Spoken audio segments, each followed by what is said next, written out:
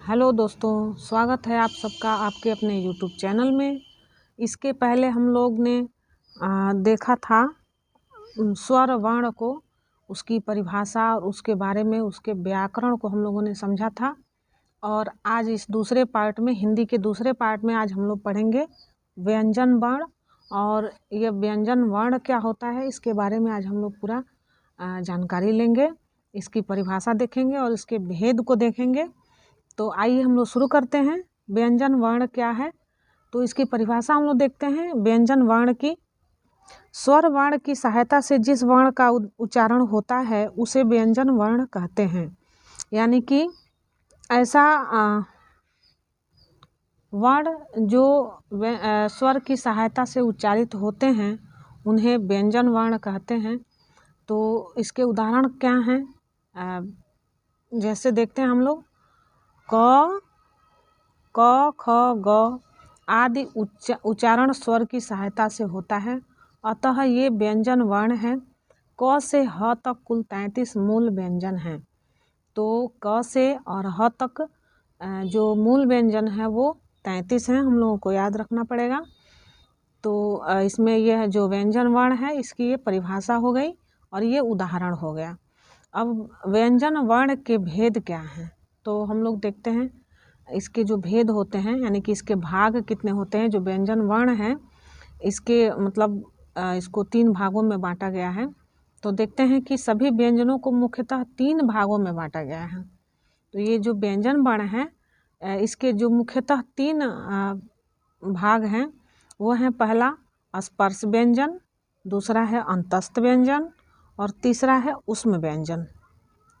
तो ये तीनों प्रकार के जो व्यंजन हैं ये क्या हैं, इसके बारे में हम लोग विस्तृत रूप से देखेंगे कि स्पर्श व्यंजन किसको कहते हैं, अंतस्थ व्यंजन किसको कहते हैं और ऊष्म व्यंजन किसको कहते हैं। तो आइए हम लोग देखते हैं इसकी परिभाषा को। स्पर्श व्यंजन कौन सा है, हम लोग स्पर्श व्यंजन की परिभाषा को देखते हैं कि यह क्या है। तो ये जो स्पर्श व्यंजन है इसको परिभाषा, जो व्यंजन कंठ, तालु, मूर्धा यानी कि तालु का ऊपरी भाग ओठ, दांत आदि के स्पर्श से बोले जाते हैं उन्हें स्पर्श व्यंजन कहते हैं। इनकी संख्या 25 है। इन्हें वर्गीय व्यंजन भी कहते हैं क्योंकि ये 5 वर्गों में बटे हुए हैं। प्रत्येक वर्ग का नामकरण उनके प्रथम वर्ण के आधार पर किया गया है। तो ये जो 5 वर्ग हैं व्यंजन के, तो ये कंठ, तालु, मूर्धा यानी कि ओठ से, दांत से, मतलब इनकी सहायता से स्पर्श व्यंजन का उच्चारण होता है। ये 5 प्रकार के होते हैं, यानी कि क से लेके म तक जो व्यंजन हैं ये 5 वर्ग में बटे हुए हैं। तो हम लोग देखते हैं, जैसे इसका जो उदाहरण है हम लोग देखते हैं क वर्ग, यानी कि जो क से लेके अंग तक के जो अक्षर हैं, वर्ण हैं, ये क वर्ग में आते हैं। और इनका जो उच्चारण स्थान है वो कंठ के स्पर्श से होता है। जैसे हम लोग बोलते हैं क, तो हम लोगों की जो जीभ है ऊपर तालु से मिलती है क, तो इसलिए यह जो क वर्ग है इसको कंठ मतलब इसका उच्चारण कंठ के स्पर्श से होता है। तो इसको हम लोग क वर्ग बोलते हैं, यानी व्याकरण में इसको क वर्ग में रखा गया है। दूसरा है च वर्ग, यानी कि च से लेके य तक। यह तालु के स्पर्श से इसकी आवाज़ निकलती है।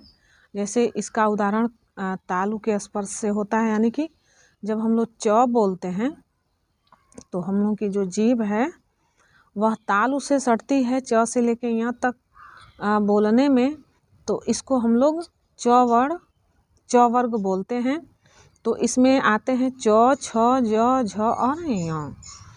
इसके बाद से तीसरा जो वर्ग है ट वर्ग, इसमें ट, ठ, ड, ढ और ड़, ये 5 अक्षर आते हैं। और इनका उच्चारण स्थान जो है वो मूर्धा के स्पर्श से होता है, यानी कि ट, ठ यानी जीभ पीछे की तरफ जाती है। तो जो इसका स्पर्श स्थान है वो मूर्धा है। तो इसलिए इसको ट वर्ग बोला जाता है। और इस ट वर्ग को उच्चारण करने का जो स्थान होता है मूर्धा होता है। चौथा जो वर्ग है त वर्ग है। इसमें त, थ, द, ध और न आते हैं। तो इनका जो उच्चारण स्थान होता है वह दंत यानी कि दांत होता है। यानी कि जब भी हम लोग त, थ, द, ध और न पढ़ते हैं तो हम लोगों की जो जीभ होती है वो दांत से स्पर्श करने के बाद इसका उच्चारण करती है। तो इसको दंत व्यंजन कहते हैं और यह त वर्ग में आता है। उसके बाद है पांचवा जो वर्ग है प वर्ग। इसमें 5 अक्षर आते हैं प, फ, ब, भ और म। तो ये हमारे ओठ के मिलने से इसका उच्चारण होता है। यानी कि इसका उच्चारण ओष्ठ के स्पर्श से होता है। यानी कि ओठ दोनों हमारे जब मिलते हैं तो यहाँ पे प, फ और ब, भ, म का उच्चारण होता। इस तरह से क से लेके म तक के अक्षर को या वर्ण को 5 वर्ग में बांटा गया है। क वर्ग, च वर्ग, ट वर्ग, त वर्ग और प वर्ग। इस तरह से क वर्ग में जो अक्षर आते हैं क से लेके अंग तक उनका उच्चारण स्थान कंठ है। च वर्ग जो है च से लेके यहाँ तक इसका उच्चारण स्थान तालु है। और ट वर्ग जो है इसमें ट से लेके ड़ तक आता है, इसका उच्चारण स्थान मूर्धा है। और त वर्ग जो है इसमें त से लेके न तक का अक्षर आता है तो इसका उच्चारण स्थान दंत है। इसका पांचवा वर्ग जो आता है प वर्ग है। इसमें 5 अक्षर हो या वर्ण होते हैं प से लेके म तक। तो इसका जो उच्चारण स्थान है वह ओष्ठ है। तो ये उनके उच्चारण स्थान हो गए। और ये क से लेके म तक ये 5 वर्ग हो गए। अब इसके बाद से म के आगे यानी जब म से हम आगे बढ़ते हैं तो य, र, ल, व यानी ज्ञ तक वह किस वर्ग में आते हैं, कौन से व्यंजन कहलाते हैं, हम लोग उसको देखते हैं। अब व्यंजन के दूसरे भाग को हम लोग देखते हैं अंतस्थ व्यंजन। तो अंतस्थ व्यंजन कौन सा होता है तो इसकी परिभाषा हम लोग देखते हैं। य, र, ल और व अंतस्थ व्यंजन हैं। इनकी जो संख्या होती है यह 4 है। ये स्वर और व्यंजन के बीच स्थित अंतस्थ हैं। इनका उच्चारण जीभ, तालु, दांत और ओठों के परस्पर सटने से होता है, क्योंकि कहीं भी पूर्ण स्पर्श नहीं होता है। कुछ व्याकरण य और व को अर्ध स्वर भी कहते हैं। यानी कि जो य, र, ल और व है यह अंतस्थ व्यंजन है। क्या है? अंतस्थ व्यंजन है। और इसकी संख्या ये 4 है, य, र, ल और व है। और इनका जो उच्चारण स्थान होता है वो जीभ, तालु, दांत और ओठों के परस्पर सटने से होता है। तो ये स्वर और व्यंजन के बीच स्थित होते हैं, तो इसलिए इनका नाम अंतस्थ व्यंजन है। यानी इनको अंतस्थ व्यंजन कहते हैं। और ये अर्धस्वर भी कहलाते हैं। तो ये अंतस्थ व्यंजन की परिभाषा और इसके उदाहरण हो गए। अब व्यंजन वर्ण के तीसरा जो भाग है उष्म व्यंजन, ये कौन कौन से हैं इसको देखते हैं हम लोग। तो व के बाद से आता है बड़ा स, फिर खटकोर स और ये छोटा स और ह। ये उष्म व्यंजन कहलाते हैं। इनका उच्चारण रगड़ या घर्षण से उत्पन्न उष्म या गर्म वायु से होता है। यानी कि जब हम बोलते हैं तो हमारे उच्चारण में रगड़ या घर्षण उत्पन्न होता है, जिससे उष्मा उत्पन्न होती है या गर्म वायु उत्पन्न होती है। इसलिए इन्हें उष्म व्यंजन कहते हैं। इनकी संख्या 4 है। यानी कि जो उष्म व्यंजन हैं वो कौन कौन से हैं? बड़ा स, खटकोण स, छोटा स और ह। इसके अलावा कुछ और व्यंजन ध्वनियाँ हैं जिनकी चर्चा आवश्यक है, जैसे संयुक्त व्यंजन या संयुक्ताक्षर और द्विगुण व्यंजन। तो ये ह तक जो वर्ण हो गए ये उस मतलब स से और ह तक उसमें व्यंजन हो गया, लेकिन ह के बाद भी कुछ हम लोग क ख ग घ में पढ़ते हैं, वर्ण पढ़ते हैं, तो ऐसे व्यंजन को संयुक्त व्यंजन कहा जाता है और द्विगुण व्यंजन कहा जाता है। तो इसमें इसके दो प्रकार हैं, मतलब ह से आगे जो भी व्यंजन वर्ण हैं इनको दो भागों में बांटा गया है, संयुक्त व्यंजन या संयुक्ताक्षर और द्विगुण व्यंजन। तो आइए इसको हम लोग देखते हैं संयुक्त व्यंजन क्या है। तो हम लोग देखते हैं संयुक्त व्यंजन कौन से हैं। तो ये छ है, त्र है और ज्ञ है और श्र है।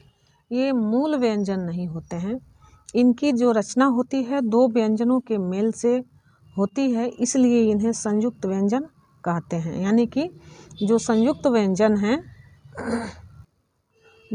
व्यंजन हैं इनकी जो रचना होती है दो व्यंजनों के मिलने से होती है, तो इसलिए इन्हें संयुक्त व्यंजन कहते हैं। तो इसके जो उदाहरण हैं क और खटकोण श, यानी कि क में जो हलंत लगा हुआ है इसका मतलब है आधा क, और खटकोण श के मिलने से छ बनता है, छतरी वाला छ। और जो ज है और य है, तो इसके आधा ज और य के मिलने से ज्ञ का निर्माण होता है। फिर आधा त और र के मिलने से त्र का निर्माण होता है। इस तरह से और बड़ा श और र के मिलने से श्र का निर्माण होता है। तो यहाँ पे इन चारों वर्णों में दो व्यंजन प्रयुक्त हुए हैं, यानी इनके निर्माण में दो व्यंजनों की सहायता से ये बने हुए हैं, इसलिए इन्हें संयुक्त व्यंजन कहते हैं। और ये जो संयुक्त व्यंजन है या व्यंजन के जो भेद हैं और वर्ग हैं और ये जो इसकी परिभाषा है, तो ये परीक्षाओं में पूछे जाते हैं। भारत की कोई भी परीक्षा हुई, वो छोटे लेवल से लेके बड़े लेवल तक की प्रतियोगिताएं परीक्षाएं जो होती हैं, इनमें कुछ न कुछ इनसे प्रश्न आते ही रहते हैं। तो इसलिए यह बहुत ही महत्वपूर्ण टॉपिक है। तो आइए अब हम लोग देखते हैं अगला जो व्यंजन का प्रकार है द्विगुण व्यंजन। तो ये कौन से हैं, आइए देखते हैं। अब हम लोग देखते हैं द्विगुण व्यंजन। यह द्विगुण व्यंजन कौन से हैं, तो हम लोग ड और ढ जो पढ़ते हैं, ये हिंदी के अपने व्यंजन होते हैं, इनका प्रयोग संस्कृत में नहीं होता है। ये ड और ढ के नीचे बिंदु से बनते हैं, इन्हें द्विगुण व्यंजन भी कहते हैं। प्रायः इनका प्रयोग अक्षरों के बीच या शब्द के अंत में होता है। जैसे जो अक्षर जो शब्द बनते हैं इन अक्षरों के मिलने से, तो इसमें जो पढ़ना जो है, अगर इसमें बूंदी लग जाता है, ये नीचे जो बूंदी है, जो बिंदु लगा हुआ है, यह अगर ना लगे तो पढ़ना हो जाएगा, और ये लग जाने से पढ़ना हो जाएगा, पढ़ना। और इसी तरह से ये उदाहरण हो गया ओढ़ना, ये उदाहरण हो गया लड़का, सड़क। यानी कि ये ऐसे ही आदि बहुत सारे मतलब उदाहरण हो जाते हैं जो अक्षरों के बीच में आते हैं। उसी तरह से बाढ़, आषाढ़, कड़ी, हथकड़ी आदि, ये शब्द के अंतिम में ये अक्षर आए हुए हैं और यहाँ ऊपर शब्द के बीच में आए हुए हैं। और इसका जो अपवाद है मेढक, औढ़र, इस तरह के भी शब्द बनते हैं इनके द्विगुण व्यंजन से। तो ये द्विगुण व्यंजन हो गए ड और ढ। इसमें नीचे बिंदु लगता है, तो इसका प्रयोग शब्द के बनाने में होता है, और इसमें बिंदु नहीं भी लगता है तो ये मेढक हो गया और औढ़र हो गया। तो इस तरह के शब्द इनसे बनते हैं। नोट्स में कुछ पॉइंट हैं कि पहला पॉइंट जो है, किसी मूल शब्द का पहला अक्षर यदि ढ तो यह ढ प्रायः बिंदु रहित आता है। जैसे ढकनी लिखते समय, ढाल लिखते समय, ढांचा, ढोंग, ढोलक, ढाई, ढकना आदि इस तरह के शब्द को लिखते समय अगर ये ढ शब्द के पहले अक्षर के रूप में आता है तो इसमें यह बिंदु नहीं लगता है। अब इन्हें पढ़ें और समझें, मतलब ढाई पढ़ाई, ढकना उढ़कना, तो इसमें इसको उच्चारण करने में अंतर हो जाता है। उसी तरह से दूसरा है ये ड या ढ किसी अक्षर के साथ शुद्ध रूप या हल रूप से ड ढ में संयुक्त नहीं होता है। तो ये इसके व्याकरणिक भेद हैं, तो इनको हम लोगों ने देखा। और हम लोग देखेंगे वर्णों के उच्चारण स्थान। तो जो हम लोग वर्ण के जो उच्चारण स्थान अभी हम लोग पढ़े हैं, ताल, मूर्धा, दंत, ओष्ठ, तो इसको हम लोग एक चित्र के माध्यम से देखते हैं कि यह हम लोगों के मुख के किस भाग से इसका उच्चारण होता है। वर्णों के उच्चारण स्थान, तो किस स्थान से वर्णों के उच्चारण होते हैं देखते हैं हम लोग। किसी भी वर्ण के उच्चारण के लिए मुख के विभिन्न भागों का सहारा लेना पड़ता है। मुख के जिस भाग यानी अवयव से वर्ण का उच्चारण किया जाता है वह भाग उस वर्ण का उच्चारण स्थान कहलाता है। यह मुख्यतः 6 हैं। तो जो उच्चारण स्थान है जो मुंह के विभिन्न भागों से निकलती हैं, तो इनमें जो ये छह जो स्थान हैं ये कौन कौन से हैं। पहला है कंठ, दूसरा तालु, तीसरा मूर्धा या तालु का ऊपरी भाग, चौथा है दंत या दांत, पांचवा है ओष्ठ या ओठ, और छठवां है नासिका या नाक के सहायता से जो वर्ण बोला जाता है। तो ये मतलब इन सब का सहायता लेना पड़ता है किसी न किसी वर्ण को बोलने के लिए। तो ये 6 हो गए, कंठ, तालु, मूर्धा, दंत, ओष्ठ और नासिका। तो इसको हम लोग चित्र के माध्यम से देखेंगे। आइए, तो इसमें हम लोग देखते हैं यह जो 5वां प्रकार है जो ओठ के सटने से बनता है, तो यह ओष्ठ हो गया। उसके बाद से चौथा जो स्थान है तालु, चौथा स्थान ये दंत है, यानी दांत से दांत के बीच से यह शब्द जो निकलते हैं दंत वर्ण, तो ये दंत वर्ण या दंत वर्ग कहलाता है। ये त थ द ध न है, तो ये दंत। उसके बाद से तालु, यानी कि जीभ के ऊपर का जो भाग होता है उसको तालु बोलते हैं। तो यहाँ से जो वर्ण का उच्चारण होता है उसको तालु या तालव्य वर्ण कहते हैं। तो यानी कि जीभ के ऊपर तालु में सटने से निकलता है। उसके बाद है तीसरा मूर्धा। मूर्धा जो है यह ट ठ ड ढ, यानी कि हम लोगों के जो मुंह के ऊपरी भाग में तालु के ऊपरी भाग से यानी बोलते हैं ट, तो वहाँ से निकलती है, तो ये मूर्धा स्थान है। और छठवां जो है नासिका, यानी कि नाक से कुछ वर्णों का उच्चारण होता है, तो इसको नासिका बोलते हैं। और जो इसका पहला था कंठ, कंठ ध्वनि, तो ये जो जैसे क ख ग घ है, क ख ग घ अंग, तो ये कंठ से आवाज़ निकलने वाला है, तो इसको हम लोग कंठ स्पर्श यानी कंठ तालव्य बोलते हैं। अब हम लोग इसको अगली क्लास में इसको और विस्तारित रूप से देखेंगे।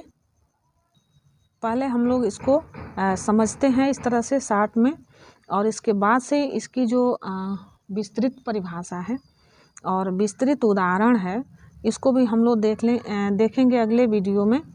तो इस तरह से हम लोग का जो ये पार्ट था वर्णों के उच्चारण स्थान, इसको हम लोगों ने चित्र के माध्यम से देखा। आइए अब हम अगले पार्ट को देखते हैं। आइए हम लोग कुछ शॉर्टकट उदाहरण देखते हैं जो उच्चारण के आधार पर जो वर्णों के भेद हैं उच्चारण स्थान के आधार पर। तो इनको हम लोग देखते हैं। जो कंठ से निकलने वाले जो ध्वनियाँ हैं या वर्ण हैं उनको कंठ बोला जाता है। यानी इसका परिभाषा हम लोग देखते हैं कि जिनका उच्चारण कंठ से हो, कंठ वर्ण होते हैं, जैसे अ, आ और क वर्ग, और विसर्ग तथा ह, इनको हम लोग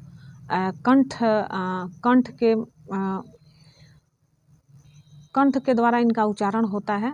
तो इसमें आते हैं अ, आ, क वर्ग यानी क ख ग घ अंग, विसर्ग तथा ह। उसी तरह से दूसरा है तालव्य यानी तालु से निकलने वाला, जिनका उच्चारण तालु से होता है, तालव्य वर्ण है कहलाते हैं। जैसे छोटी ई, बड़ी ई, च वर्ग, जैसे च, छ, ज, झ, य और य तथा श, बड़ा स जो होता है, ये तालव्य वर्ण हैं। तीसरा है मूर्धन्य, यानी जिसका उच्चारण स्थान मूर्धा हो, यानी मूर्धन्य वर्ण है। यानी जिस अक्षर का उच्चारण वर्ण का उच्चारण मूर्धा हो उसे मूर्धन्य वर्ण कहते हैं। जैसे री, ट वर्ग यानी कि ट ठ ड ढ ड़, र तथा खटकोण स। चौथा है दंत्य, इन जिनका उच्चारण दांत के स्पर्श से हो दंत्य वर्ण हैं। जैसे तवर्ग यानी त थ द ध न, ल और स, तो इनको दंत्य वर्ण बोलते हैं। पांचवा है ओष्ठ यानी ओठ से बोले जाने वाले, तो जिनका उच्चारण ओष्ठ के स्पर्श से हो ओष्ठ वर्ण कहलाते हैं। जैसे छोटा ऊ, बड़ा ऊ और प वर्ग यानी कि प फ ब भ म, तो ये ओष्ठ हो गए। और छठवां है अनुनासिक, जो मुंह के भाग दांत, ओठ आदि और नाक की सहायता से उच्चारित हों अनुनासिक वर्ण होते हैं। जैसे पंचमाक्षर यानी कि ये जो पंचमाक्षर हैं 5 अक्षर हैं ग, य, ड़, न और म, इसमें दांत और ओठ सबका उपयोग होता है इसको बोलने में, तो ये पंचमाक्षर कहलाते हैं। यानी 5 अक्षर जो हैं इनको पंचमाक्षर कहा जाता है। और इसके साथ साथ अनुस्वार और चंद्रबिंदु वाले जो वर्ण हैं ये भी अनुनासिक कहलाते हैं। तो हम लोग आगे देखते हैं। हम लोगों ने ऊपर जो देखा उनको हम लोग तालिका के माध्यम से देखते हैं, यानी कि एक टेबल के माध्यम से देखते हैं। तो इस टेबल में क्या क्या है, तो उच्चारण स्थान है, वर्णों के नाम हैं और उच्चारित वर्ण हैं। तो हम लोग इस तालिका के माध्यम से इसको हम लोग बहुत अच्छे से बहुत अच्छे से समझ सकते हैं। अब इसमें उच्चारण स्थान जो है कंठ जो है, जो कंठ से उच्चारित होने वाले जो वर्ण हैं तो इनको कंठ वर्ण बोलते हैं। ये तालिका के सहायता से हम लोग इसको बहुत अच्छे से देख पा रहे हैं।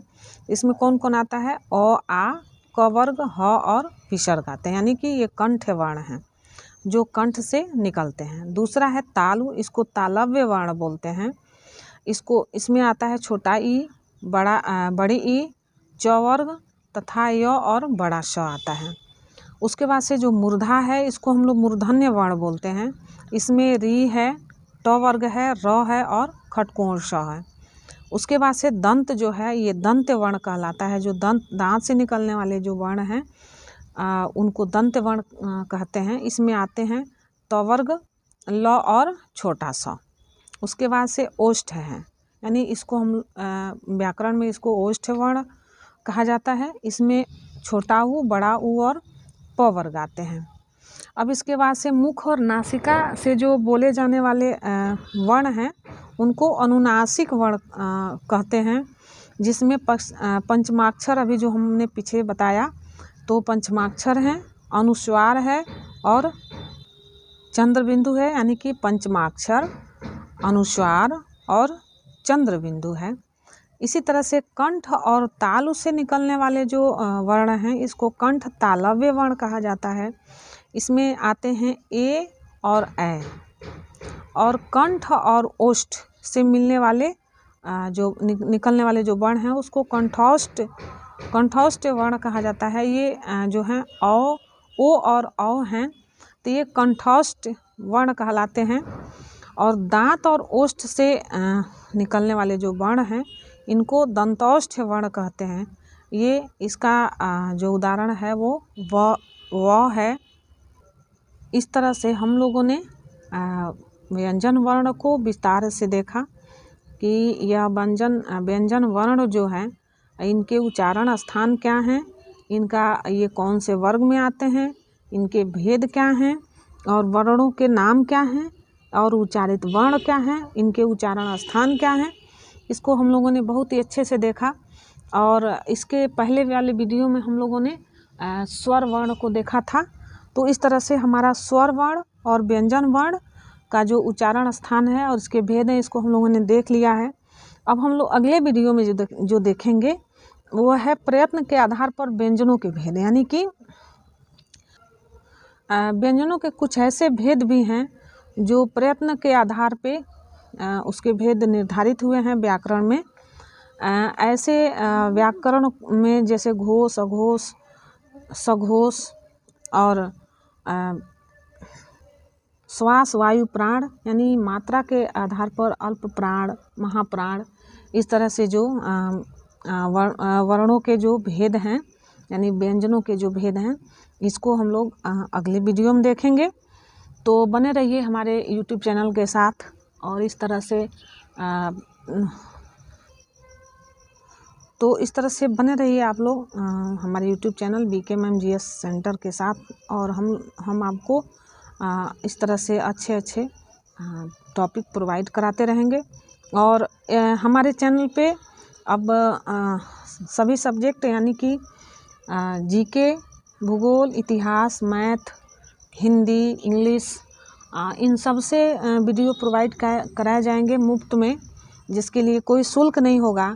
तो आप लोग फ्री में इस वीडियो चैनल को सब्सक्राइब करिए और लाभ उठाइए। किसी भी परीक्षा की तैयारी कर रहे हो, किसी भी कंपटीशन की तैयारी कर रहे हो, तो मेरे चैनल के साथ बने रहिए। और मैं बहुत ही सरल भाषा में और बहुत ही स्पष्ट यानी कि सरल भाषा में आपको समझाने का प्रयास करूंगी। और इस वीडियो से आप लोग लाभ लेते रहें, और हमारे इस चैनल को लाइक, सब्सक्राइब और कमेंट ज़रूर करें, और पूरा वीडियो ज़रूर देखें। अब मिलते हैं अगले वीडियो में, तब तक के लिए थैंक यू वेरी मच।